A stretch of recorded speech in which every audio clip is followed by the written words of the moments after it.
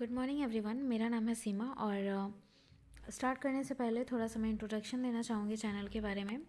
तो फ्रेंड्स, इस चैनल पर मैं फ़िलहाल लुसेंट की बुक जो है जिस सीक्वेंस में है उसी सीक्वेंस में मैं वीडियोस अपलोड करूँगी। अगर आपको अच्छी लगती है तो आप मेरे चैनल को सब्सक्राइब कर लीजिएगा। अगर अच्छी नहीं लगती है, एक दो वीडियोस देखें, और अगर अच्छी नहीं लगती है तो आप मुझे कमेंट बॉक्स में भी बता सकते हैं कि ये मिस्टेक है आपकी। और अगर अच्छी नहीं लगती है तो आप अनसब्सक्राइब कर सकते हैं, बट फ़िलहाल सब्सक्राइब कर लीजिए क्योंकि आपको अच्छी लगेगी डेफिनेटली। उस बुक को मैं पूरा रीड करूँगी और जहाँ पर एक ट्रिक होगी, जहाँ पे ट्रिक की ज़रूरत होगी कि लंबे समय तक कैसे याद रखें, क्योंकि जनरली क्या होता है कि हम पढ़ते हैं तब तक तो याद रहता है, लेकिन लंबे समय तक याद रखना ये बहुत इम्पॉर्टेंट है। तो मैं जहाँ पर ज़रूरत होगी मैं वहाँ पे पक्का आप लोगों को ट्रिक बताऊंगी जिससे आप लंबे समय तक याद रख सको। तो चलिए, बहुत बातें कर ली, अब मैं शुरू करती हूँ। तो सबसे पहले इतिहास है, हम इतिहास के बारे में पढ़ेंगे। तो चलिए पढ़ते हैं, जानते हैं भारत के इतिहास के बारे में। उत्तर में हिमालय से लेकर दक्षिण में समुद्र तक फैला यह उपमहाद्वीप भारतवर्ष के नाम से जाना जाता है। ठीक है, यानी कि भारत में जो उत्तर में है वो हिमालय है और दक्षिण में क्या है, समुद्र फैला हुआ है। जो महाकाव्य तथा पुराणों में भारतवर्ष अर्थात भारत का देश तथा यहाँ के निवासियों को भारतीय अर्थात भारत की संतान कहा गया है। ठीक है फ्रेंड्स, यूनानियों ने भारत को इंडिया तथा मध्यकालीन मुस्लिम इतिहासकारों ने हिंद अथवा हिंदुस्तान के नाम से भी संबोधित किया है। भारतीय इतिहास को अध्ययन की सुविधा के लिए 3 भागों में बांटा गया है: प्राचीन भारत, मध्यकालीन भारत एवं आधुनिक भारत। ठीक है, तो चलिए जानते हैं प्राचीन भारत के स्रोत कहाँ कहाँ से मिले हैं और पढ़ते हैं। प्राचीन भारतीय इतिहास के विषय में जानकारी मुख्यतः 4 स्रोतों से प्राप्त होती है। ठीक है, पहला है धर्म ग्रंथ, दूसरा ऐतिहासिक ग्रंथ, तीसरा है विदेशियों का विवरण और चौथा है पुरातत्व संबंधी साक्ष्य। अब पढ़ते हैं धर्म ग्रंथ एवं ऐतिहासिक ग्रंथ से मिलने वाली महत्वपूर्ण जानकारी। भारत का सर्व प्राचीन धर्म ग्रंथ वेद है, जिसके संकलनकर्ता महर्षि कृष्ण द्वैपायन वेदव्यास को माना जाता है। ठीक है, और वेद कितने हैं? 4 हैं: ऋग्वेद, यजुर्वेद, सामवेद एवं अथर्ववेद। ठीक है, ऋग्वेद के बारे में पढ़ते हैं। ऋचाओं के क्रमबद्ध ज्ञान के संग्रह को ऋग्वेद कहा जाता है। इसमें 10 मंडल, 1028 सूक्त एवं 10,462 ऋचाएँ हैं। याद रखिएगा फ्रेंड्स, बहुत इंपॉर्टेंट है। 10 मंडल हैं, 1028 सूक्त हैं और 10,462 ऋचाएँ हैं ऋग्वेद में। इस वेद के ऋचाओं के पढ़ने वाले ऋषि को होत्री कहते हैं। ठीक है फ्रेंड्स, इस वेद से आर्य की राजनीतिक प्रणाली एवं इतिहास के बारे में जानकारी मिलती है। विश्वामित्र द्वारा रचित ऋग्वेद के तीसरे मंडल में सूर्य देवता सावित्री को समर्पित प्रसिद्ध गायत्री मंत्र है। देखिए फ्रेंड्स, यहाँ पर हम भूल जाएंगे क्योंकि अभी तो पढ़ रहे हैं तो हमें याद रहेगा तीसरे मंडल में क्या कहा गया है, गायत्री मंत्र समर्पित है तीसरा मंडल। तो यहाँ पे देखिए फ्रेंड्स, तीसरा मंडल है और गायत्री में त्रि आ रहा है, तो त्रि का भी मतलब क्या होता है, तीसरा। ठीक है, तो इससे आप रिलेट कीजिएगा कि तीसरा मंडल गायत्री मंत्र को समर्पित है। इसके 9वें मंडल में देवता सोम का उल्लेख है। ठीक है, इसके 8वें मंडल की हस्तलिखित ऋचाओं को खिल कहा जाता है। ठीक है फ्रेंड्स, चातुर्वर्ण समाज की कल्पना का आदि स्रोत ऋग्वेद के 10वें मंडल में वर्णित पुरुष सूक्त है, जिसके अनुसार 4 वर्ण ब्राह्मण, क्षत्रिय, वैश्य तथा शूद्र आदि पुरुष ब्रह्मा के क्रमशः मुख, भुजाओं, जंघाओं और चरणों से उत्पन्न हुए। ठीक है, आगे बढ़ते हैं जो कि नोट में दिया गया है। धर्मसूत्र 4 प्रमुख जातियों की स्थितियों, व्यवसायों, दायित्वों, कर्तव्यों तथा विशेषाधिकारों में स्पष्ट विभेद करता है। वामनातार के 3 पगों के आख्यान का प्राचीनतम स्रोत ऋग्वेद है। ठीक है, ऋग्वेद में इंद्र के लिए 250 तथा अग्नि के लिए 200 ऋचाओं की रचना की गई है। मोस्ट इंपॉर्टेंट है फ्रेंड्स, तो याद रखिएगा, जो इंद्र है, इंद्र के लिए 250 और अग्नि के लिए 200 ऋचाओं की रचना की गई है। प्राचीन इतिहास के साधन के रूप में वैदिक साहित्य में, ठीक है, ऋग्वेद के बाद शतपथ ब्राह्मण का स्थान है। ठीक है, आगे पढ़ते हैं यजुर्वेद के बारे में। सस्वर पाठ के लिए मंत्रों तथा बलि के समय अनुपालन के लिए नियमों का संकलन यजुर्वेद कहलाता है। इसके पाठककर्ता को अध्वर्यु कहते हैं। ठीक है फ्रेंड्स, और यह अकेला एक ऐसा वेद है जो गद्य एवं पद्य दोनों में है। दोनों ही इम्पॉर्टेंट हैं कि इसके पाठककर्ता को अध्वर्यु कहते हैं और यही एक ऐसा वेद है जो गद्य एवं पद दोनों में है। ठीक है फ्रेंड्स, याद रखिएगा। आगे पढ़ते हैं सामवेद के बारे में। यह गाई जा सकने वाली ऋचाओं का संकलन है। इसके पाठककर्ता को उद्रात्री कहते हैं। इसे भारतीय संगीत का जनक कहा जाता है। ठीक है, नेक्स्ट पढ़ते हैं अथर्ववेद के बारे में। अथर्वा ऋषि द्वारा रचित इस वेद में रोग निवारण, तंत्र मंत्र, जादू टोना, शाप वशीकरण, आशीर्वाद, स्तुति, प्रायश्चित, औषधि, अनुसंधान, विवाह, प्रेम, राजकर्म, मातृभूमि महात्म्य आदि विविध विषयों से संबंध, मंत्र तथा सामान्य मनुष्य के विचारों, विश्वासों, अंधविश्वासों इत्यादि का वर्णन है। यानी कि जो भी घरेलू एक्टिविटीज़ कह लीजिए, तो जो सिमिलैरिटीज़ हैं वो सब अथर्ववेद में मिलेगा आपको। इसमें सभा एवं समिति को प्रजापति की 2 पुत्रियां कहा गया है। इंपॉर्टेंट है फ्रेंड्स, याद रखिएगा। अथर्ववेद में सभा एवं समिति को प्रजापति की 2 पुत्रियां कहा गया है। नोट में दिया गया है सबसे प्राचीन वेद ऋग्वेद एवं सबसे बाद का वेद अथर्ववेद है। ठीक है फ्रेंड्स, आगे बढ़ते हैं। वेदों को भली भांति समझने के लिए 6 वेदांगों की रचना हुई है। तो जो नंबर ऑफ वेद कितने हैं? 4 हैं और वेदांग की संख्या 6 है। यह है शिक्षा, ज्योतिष, कल्प, व्याकरण, निरुक्त तथा छंद। ठीक है, आगे पढ़ते हैं।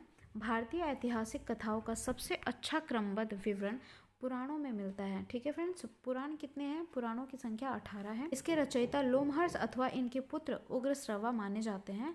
इनकी संख्या 18 है। ठीक है फ्रेंड्स, जिनमें से केवल 5 मत्स्य, वायुपुराण, विष्णु पुराण, ब्राह्मण एवं भागवत में ही राजाओं की वंशावली पाई जाती है।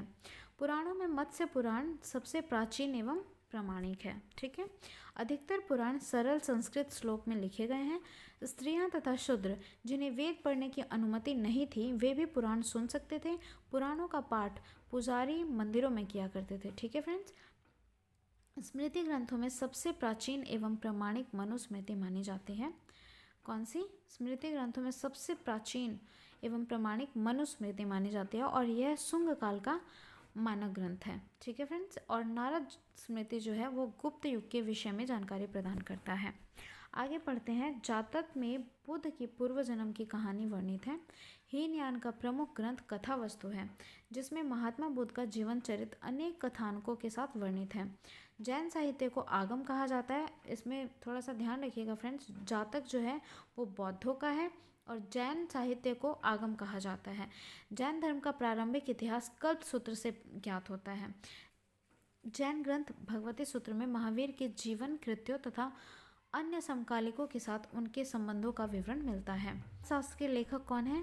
कौटिल्य, जिनको चाणक्य और विष्णुगुप्त भी कहा जाता है। यह 15 अधिकरणों एवं 180 प्रकरणों में विभाजित है। इससे मौर्यकालीन इतिहास की जानकारी प्राप्त होती है। ठीक है, संस्कृत साहित्य में ऐतिहासिक घटनाओं को क्रमबद्ध लिखने का सर्वप्रथम प्रयास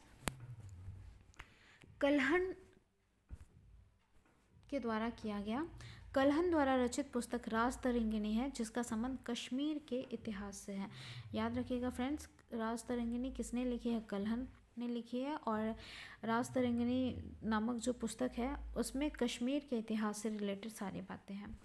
अरबों की सिंध विजय का वृतांत चचनामा में सुरक्षित है और जिसके लेखक कौन है? अली अहमद। अष्टाध्यायी के लेखक पाणिनि हैं। इसमें मौर्य के पहले का इतिहास तथा मौर्य युगीन राजनीतिक अवस्था की जानकारी प्राप्त होती है। और जो फ्रेंड्स अष्टाध्यायी है वो संस्कृत भाषा व्याकरण की प्रथम पुस्तक है। कात्यायन की गार्गी संहिता एक ज्योतिष ग्रंथ है, बट फिर भी इसमें भारत पर होने वाले यवन आक्रमण का उल्लेख मिलता है। एक ज्योतिष ग्रंथ है ये, बट इसमें क्या है कि जो भारत पर यवन आक्रमण हुआ था उसका उल्लेख इस बुक में है। पतंजलि कौन थे? पतंजलि पुष्यमित्र शुंग के पुरोहित थे। इनके महाभाष्य से शुंगों के इतिहास का पता चलता है। ठीक है, अब आगे हम जानेंगे विदेशी यात्राओं से मिलने वाली प्रमुख जानकारी। तो कुछ लेखक थे यूनानी रोमन लेखक, उन्होंने क्या क्या कहा है और कौन कौन सी पुस्तकें लिखी हैं वो हम पढ़ते हैं। टेसियस, यह ईरान का राजवैद्य था। भारत के संबंध में इसका विवरण आश्चर्यजनक कहानियों से परिपूर्ण होने के कारण अविश्वसनीय है। हेरोडोटस, ये इंपॉर्टेंट है फ्रेंड्स, याद रखिएगा। हेरोडोटस को ही इतिहास का पिता कहा जाता है और इन्होंने अपनी पुस्तक हिस्टोरिका में 5वीं शताब्दी ईसा पूर्व के भारत फारस के संबंध का वर्णन किया है, परंतु इसका विवरण भी अनुश्रुतियों एवं अफवाहों पर आधारित है। बट याद रखिएगा फ्रेंड्स, हेरोडोटस ने हिस्टोरिका नामक पुस्तक लिखी और हेरोडोटस को ही इतिहास का पिता कहा जाता है। ह से हिस्ट्री, ह से हेरोडोटस और ह से हिस्टोरिका, तो याद रखिएगा फ्रेंड्स, ठीक है। सिकंदर के साथ आने वाले लेखकों में नेरियाकस, आनेसिक्राटस तथा ऑस्ट्रीबुलस के विवरण अधिक प्रामाणिक एवं विश्वसनीय हैं, ठीक है। आगे जानते हैं मेगास्थनीज के बारे में। यह सेल्यूकस निकेटर का राजदूत था। आगे बढ़ते हैं मेगास्थनीज के बारे में। यह सेल्यूकस निकेटर का राजदूत था जो चंद्रगुप्त मौर्य के राज दरबार में आया था। इसने अपनी पुस्तक इंडिका में मौर्य युगीन समाज एवं संस्कृति के विषय में लिखा। तो मेगास्थनीज ने कौन सी बुक लिखी है? इंडिका, ठीक है। और किसके राज दरबार में आया था? चंद्रगुप्त मौर्य के राज दरबार में आया था, तो याद रखिएगा। डाइमेकस कौन था? तो ये सीरियन नरेश अंतियोकस का राजदूत था जो बिंदुसार के राज दरबार में आया था। इसका विवरण भी मौर्य युग से संबंधित है। डायनोसियस, यह मिस्र नरेश टॉलमी फिलेडेल्फस का राजदूत था जो अशोक के राज दरबार में आया था। टॉलमी ने क्या लिखा था? टॉलमी ने भारत का भूगोल नामक पुस्तक लिखी थी, याद रखिएगा फ्रेंड्स। प्लिनी ने नेचुरल हिस्ट्री नामक पुस्तक लिखी थी और इसमें पेड़ पौधे, पशुओं और खनिज पदार्थों आदि के बारे में विवरण मिलता है। नेचुरल से क्या पता चल रहा है कि नेचुरल चीज़ें जो पेड़ पौधे हैं, पशु हैं, नेचर से रिलेटेड, तो इस तरह से याद रखिएगा और याद भी रहेगा। जब आप क्वेश्चंस देखेंगे तो आपको ऑटोमेटिकली याद आ जाएगा। पेरिप्लस ऑफ द इरिथ्रियन सी, इस पुस्तक के लेखक के बारे में अभी कोई भी जानकारी नहीं है, ठीक है। आगे पढ़ते हैं चीनी लेखकों के बारे में। तो चीनी लेखक 4 आए, फाहियान, संयुग्म, वेनसांग और इत्सिंग। तो इनके बारे में हम पढ़ लेते हैं। जो फाहियान था, यह चीनी यात्री गुप्त नरेश चंद्रगुप्त द्वितीय के दरबार में आया था और इसने अपने विवरण में मध्य प्रदेश के समाज एवं संस्कृति के बारे में वर्णन किया है। इसने मध्य प्रदेश की जनता को सुखी एवं समृद्ध बताया है, ठीक है। संयुग्म के बारे में पढ़ते हैं। 518 ईस्वी में भारत आया। इसने अपनी 3 वर्षों की यात्रा में बौद्ध धर्म की प्राप्तियां एकत्रित की। वेनसांग के बारे में पढ़ते हैं। यह हर्षवर्धन के शासनकाल में भारत आया। वेनसांग 629 ईसा में चीन से भारतवर्ष के लिए प्रस्थान किया और लगभग 1 वर्ष की यात्रा के बाद सर्वप्रथम वह भारतीय राज्य कपिसा पहुंचा, ठीक है। कहाँ पहुंचा था? भारतीय राज्य कपिसा पहुंचा। भारत में 15 वर्षों तक ठहरकर 645 ईस्वी में चीन लौट गया। तब वह बिहार में नालंदा जिला स्थित नालंदा विश्वविद्यालय में अध्ययन करने तथा भारत से बौद्ध ग्रंथों को एकत्र कर ले जाने के लिए आया था, ठीक है। इसका भ्रमण वृत्तांत सियुकी नामक पुस्तक में प्रसिद्ध है, ठीक है। तो वेनसांग ने कौन सी पुस्तक लिखी थी? सियुकी पुस्तक लिखी थी, ठीक है। और जब वेनसांग नालंदा विश्वविद्यालय में अध्ययन कर रहे थे तो वहाँ के कुलपति आचार्य कौन थे? सीलभद्र थे, ठीक है, याद रखिएगा। इत्सिंग के बारे में पढ़ लेते हैं।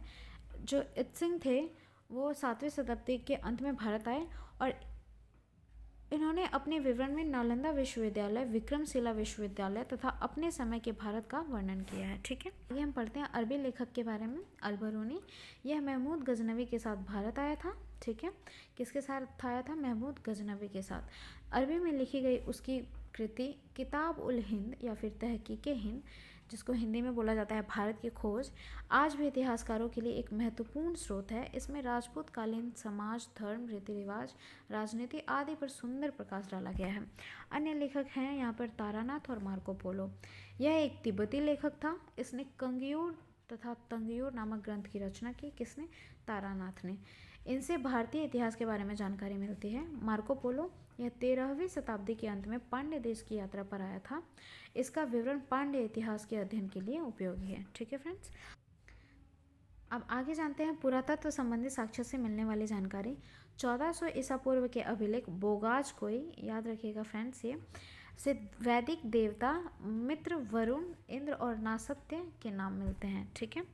आगे बढ़ते हैं। मध्य भारत में भागवत धर्म विकसित होने का प्रमाण यवन राजदूत होलियोडोरस के वेसनगर गरुड़ स्तंभ से प्राप्त होता है, ठीक है।